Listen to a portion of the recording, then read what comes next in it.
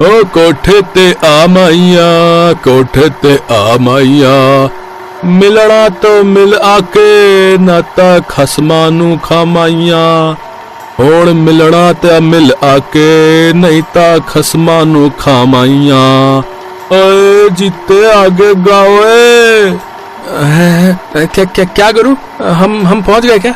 मतलब माल उतारूं क्या?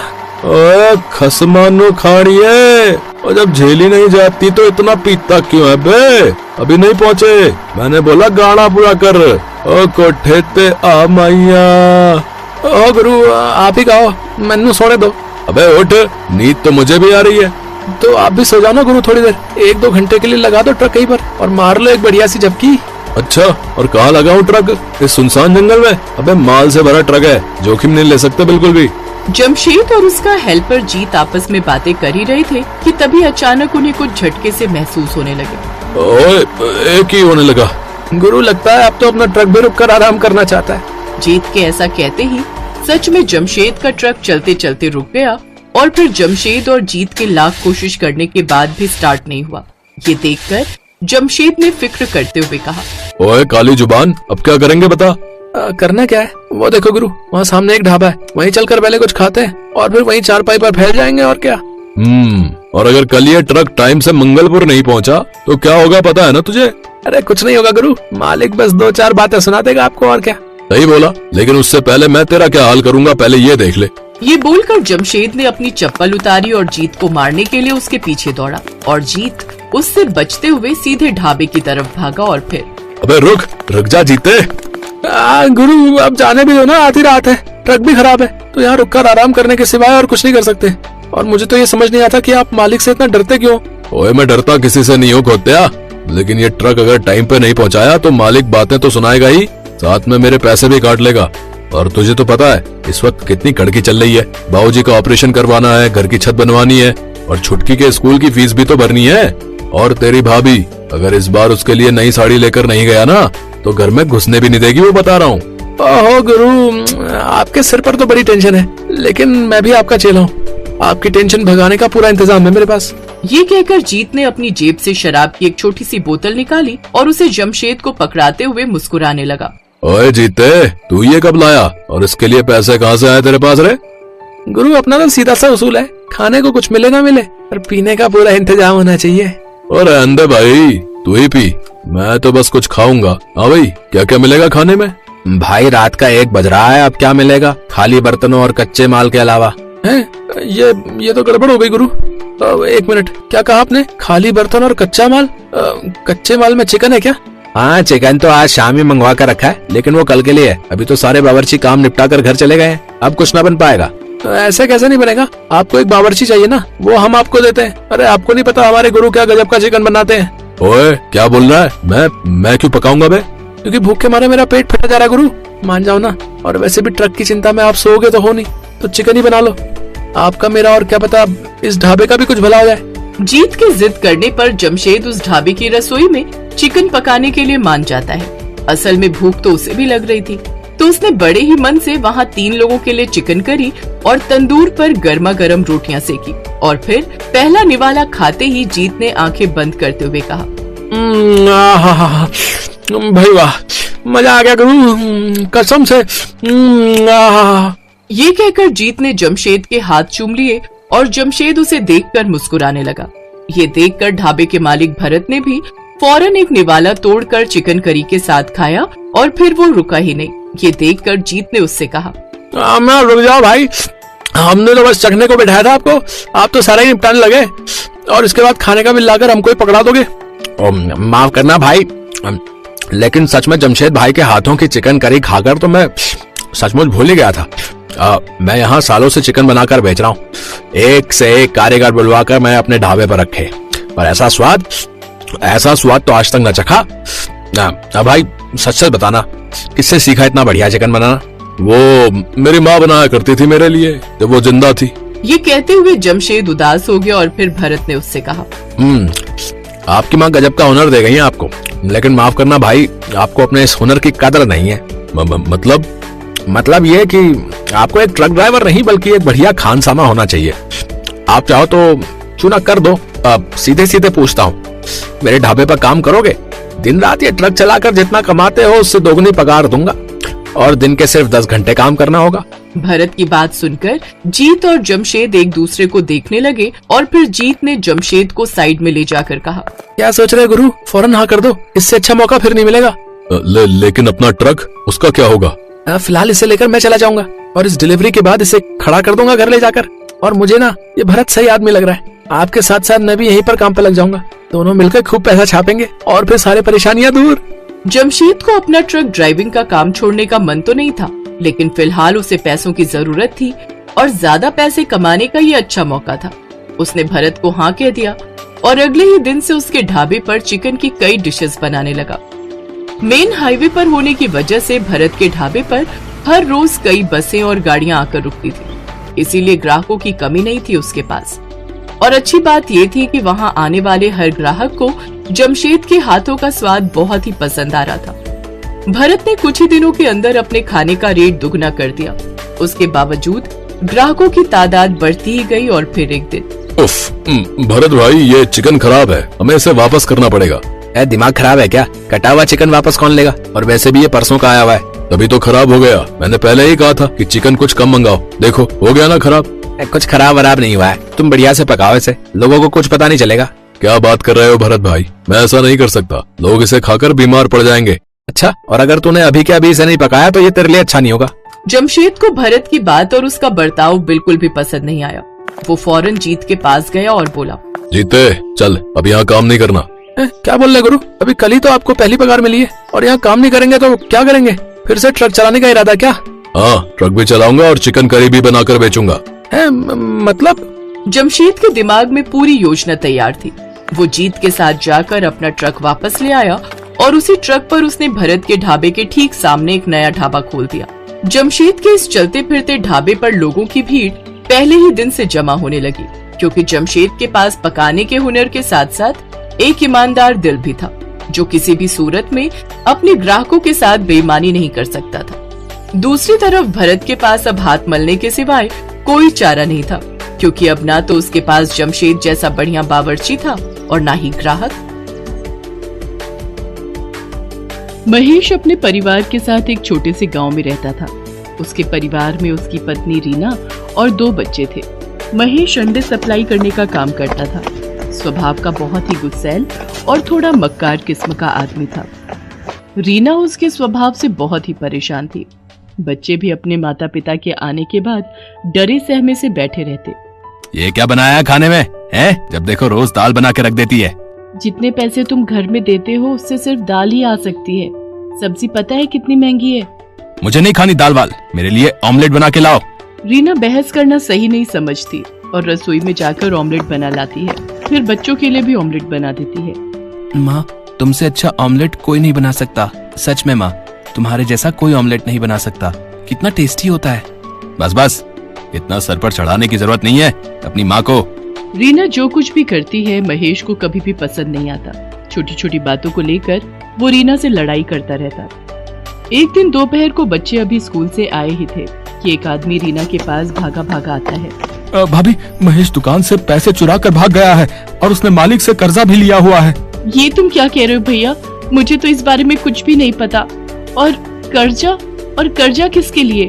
हमें तो कर्जे की कभी जरूरत ही नहीं पड़ी। मैं तो बस आपको बताने चला आया। अभी थोड़ी देर में यहाँ पर पुलिस भी आएगी पूछताछ के लिए। हे भगवान, ये क्या हो गया? मुझे तो कुछ भी नहीं पता। मैं क्या बोलूंगी? उस आदमी ने तो मुझे कभी कुछ बताया ही नहीं। थोड़ी देर में वहाँ पर पुलिस पहुँच जाती है। वो रीना और बच्चों से पूछताछ करती है, लेकिन पुलिस जान जाती है कि इन लोगों को कुछ भी नहीं पता। इसलिए वो ये बोलकर चले जाते हैं कि अगर वो घर आए तो हमें इत्तला कर देना। पुलिस के जाने के बाद रीना सर पकड़कर बैठ जाती है।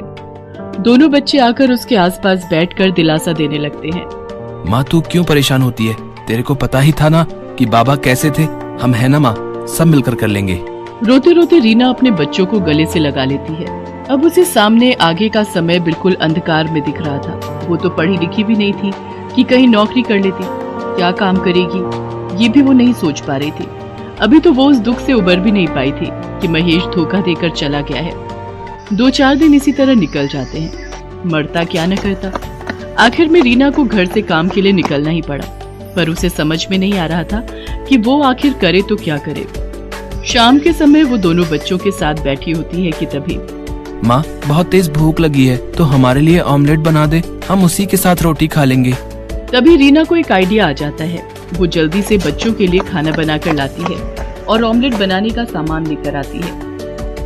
अगले दिन सुबह बच्चों के स्कूल जाने के बाद रीना सारा सामान और अंडे की 2 ट्रे और 2 ब्रेड के पैकेट लेकर बाजार में अपनी एक छोटी सी दुकान लगा लेती है। वो पहली बार इस तरह का काम कर रही थी जिसकी घबराहट उसके चेहरे पर भी दिखाई दे रही थी। तभी 2 अंडे का ऑमलेट बना दो जरा, तीखा बनाना और 2 ब्रेड लगा देना, ठीक है? हाँ जी, अभी लीजिए मैं बनाती हूँ। रीना फटाफट तवा गर्म करती है और उसके ऊपर ऑमलेट बनाने लगती है। ऑमलेट बनाकर घर की चटनी के साथ उस आदमी को ऑमलेट खाने को देती है। अरे वाह, मैंने इतनी जगह आमलेट खाया, लेकिन इतना टेस्टी आमलेट है मैंने आज तक नहीं खाया भाई। है और चटनी ने तो 4 चांद लगा दिए भाई। कमाल का आमलेट बनाती हैं आप। हाँ, कमाल का। रीना उसे धन्यवाद बोलती है। तभी एक और आदमी अपने बेटे के साथ आता है। 2 प्लेट ऑमलेट बना दो, एक में तीखा कम रखना, ठीक है? ऑमलेट खाने के बाद वो आदमी भी ऑमलेट की बड़ी तारीफ करता है। भाई मैंने तो आज तक इतना परफेक्ट आमलेट नहीं खाया है। मिर्च मसाले का तो इतना परफेक्ट बैलेंस है कि वाह भाई वाह, मजा ही आ गया। ये सुनकर रीना के अंदर थोड़ा सा आत्मविश्वास जागता है। शाम तक रीना काफी सारे ऑमलेट बेचकर घर आती है। बच्चे घर पर उसका इंतजार कर रहे होते हैं। अपनी माँ को पहली बार काम से आता हुआ देखकर वो दोनों भागकर अपनी माँ के लिए पानी और चाय बना लाते हैं। माँ तो कितनी अच्छी है, तुझे हमारी कितनी फिक्र है। बाबा ने एक बार भी हम लोगों के बारे में नहीं सोचा और हमें इस हालत में छोड़कर चले गए। बस मेरे बच्चों, पीछे की सारी बातें भूल जाओ और आगे अपना भविष्य देखो। अब हम तीनों को मिलकर अपना आज अच्छा करना है ताकि हमारा भविष्य अच्छा हो सके। माँ, हम भी तेरे साथ शाम को ऑमलेट बनवाने में मदद किया करेंगे। हाँ माँ, हम स्कूल से आकर जल्दी से अपना काम खत्म कर लेंगे और फिर शाम को आपके साथ मदद किया कर। तीनों माँ बेटे बड़े हौसले के साथ अगले दिन से अपना काम और अच्छे से शुरू करते हैं। अब शाम को रीना के पास ग्राहकों की भीड़ लगने लगी। अमित और राहुल ग्राहकों को ऑमलेट सर्व करते थे। अब रीना ऑमलेट ही नहीं बल्कि उबले हुए अंडे और मसाला अंडे, मसाला ऑमलेट, बटर ऑमलेट और अंडा मैगी बनाने लगी। उसके पास अब हर तरह के ग्राहक आते और बच्चों को खासकर अंडा मैगी बहुत पसंद आती है। तीनों माँ बेटा बहुत मेहनत कर रहे थे।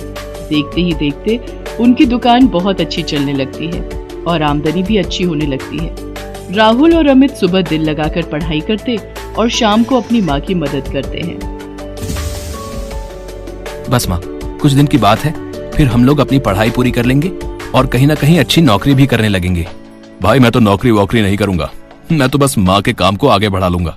मैं कहता था ना माँ, तुझसे अच्छा ऑमलेट और कोई नहीं बनाता। देखो आज तुम्हारे हाथ का ऑमलेट कितना फेमस है। मेरे बच्चों, मैं जानती हूँ तुम सुबह से लेकर रात तक लगे रहते हो, कितनी मेहनत करते हो। देख लेना, एक दिन भगवान तुम्हारी मेहनत का फल तुम्हें जरूर देगा। धीरे धीरे समय बीतता है और रीना के दोनों बच्चे अपनी पढ़ाई खत्म कर लेते हैं। वो अपनी माँ का साथ इसी तरह देते हुए आ रहे थे। राहुल ने तो पहले से ही ठान लिया था कि जैसे ही उसकी पढ़ाई खत्म होगी वो कहीं अपनी छोटी सी दुकान कर लेगा। माँ, क्यों ना हम लोग मिलकर एक दुकान ले लें? तुम्हारे ऑमलेट वैसे भी लोगों को बहुत पसंद आते हैं। बरसात भी आने वाली है, कितनी बार भारी बारिश की वजह से हम लोग रेडी नहीं लगा पाते। ये बात तो तूने 16 आने सच कही है। बरसात में कई दिन हमारे बगैर कमाई के ही निकल जाते हैं। माँ, राहुल ठीक कह रहा है। कल मैं और राहुल जाकर कोई दुकान देखते हैं, वहीं आसपास ही लोगों को पता चले हम लोगों की एक दुकान भी है। मैं जानती हूँ मेरे दोनों बेटे बहुत समझदार हैं।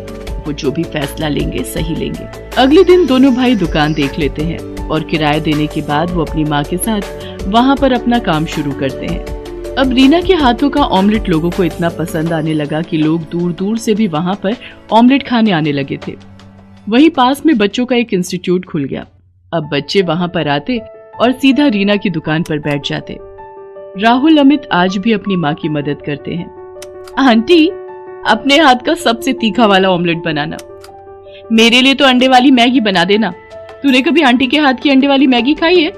सच में मजा आ जाता है, इतनी टेस्टी कि पूछ मत। घर पर कई बार ट्राई किया पर आंटी के हाथों जैसा स्वाद कभी नहीं आया। अब मैं ज्यादा नहीं सोचती और मैगी खाने सीधा यहीं चली आती हूँ। रीना को बच्चों के मुंह से अपने खाने की तारीफ सुनकर बड़ा अच्छा लगता है और वो और भी लगन और प्यार से उन बच्चों के लिए अंडे बनाती है। एक दिन रीना सुबह जब दुकान खोलने आती है तो देखती है कि चारों तरफ अफरा तफरी मची हुई है। लोग अपनी अपनी दुकानों से अपना सामान निकाल रहे हैं। अरे भैया जी, क्या हो रहा है? इतना शोर शराबा और ये लोग बाग अपनी दुकान से सामान क्यों निकाल रहे हैं? अरे बहन जी, आप भी अपनी दुकान का सामान जल्दी निकालो। जिस दुकानदार ने ये दुकान किराए पर दी है, यहाँ की सब दुकानें इल्लीगल हैं। हाँ, जिन्हें सरकारी महकमा के लोग बंद करने आने वाले हैं। ये सुनकर रीना अपना सर पकड़ लेती है कि अभी तो थोड़े से हालात सही होने शुरू हुए थे, अब ये क्या हो गया। वो अपने बेटों को फोन लगाती है और दोनों बेटे अपनी माँ की मदद के लिए आ जाते हैं। अब उन्हें दुकान का किराया दिए हुए 10 ही दिन हुए थे। रीना थोड़ा विचलित हो जाती है। वो लोग जैसे तैसे करके दुकान का सारा सामान निकाल कर बाहर ले आते हैं और सरकारी लोग आकर दुकानों पर ताला लगा देते हैं।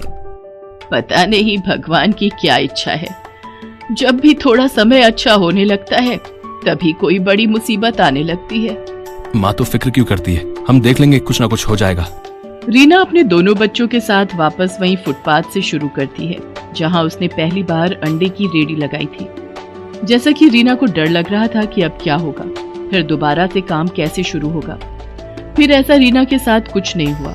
उसके हाथों का स्वाद लोगों को उसके पास खींच ही लाता है। धीरे धीरे 1 साल का समय बीत जाता है। रीना के हालात बहुत ही अच्छे हो जाते हैं। धीरे धीरे उसके पास थोड़ी बहुत जमा पूंजी भी इकट्ठी हो जाती है, जिससे उसका आत्मविश्वास और बढ़ जाता है और वो अपने काम को आगे बढ़ाने का सोचने लगती है। राहुल को अपनी तरह ऑमलेट बनाना सिखा देती है। अब माँ बेटा दोनों मिलकर दोनों अलग अलग जगह पर दुकान लगाते हैं और दोनों जगह की आमदनी से उनके हालात बहुत ही अच्छे हो गए। अमित ने एक अच्छे से ऑफिस में जॉब कर ली। आखिर में एक गरीब अंडे वाली ने अपने आप का और अपने बच्चों का भविष्य बना